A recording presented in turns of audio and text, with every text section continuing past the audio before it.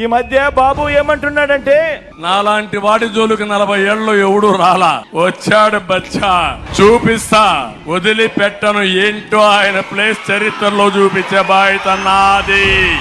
ఇలాంటి మాటలు వింటుంటేనే నాకు కొన్ని కథలు, కొన్ని మాటలు గుర్తుకొస్తాయి. కృష్ణుడిని బచ్చా అనుకున్న కంసుడు పూతన కాలింది, రాముడిని బచ్చా అనుకున్న మారీషుడు సుబాహుడు ఇప్పుడు రామోజీ వేషంలోను ఓ ఆంధ్రజ్యోతి రాధాకృష్ణన్లా ఈ రోజు కనిపిస్తా ఉన్నారు. హనుమంతుడిని బచ్చా అనుకున్న రావణుడు కూడా వీళ్ళల్లో గుర్తుకొస్తా ఉన్నాడు. చరిత్రలో ఓడిపోయే కాలం వచ్చినప్పుడు వీళ్ళందరికీ కూడా అటువైపున హీరోలందరూ బచ్చాలుగానే కనిపిస్తా ఉంటారు. అయ్యా చంద్రబాబు, నువ్వు బచ్చా అంటున్న నేను ప్రజలకు మంచి చేసి ఎన్నికల్లో ఒంటరిగా ధైర్యంగా ప్రజల ముందుకు నేను వస్తా ఉన్నా. మరి 3 సార్లు సీఎం గా చేశావు కదా, మరి పేదలకు నువ్వు చేసిన మంచి ఉంటే నువ్వెందుకయ్యా బచ్చాను చూసి భయపడుతూ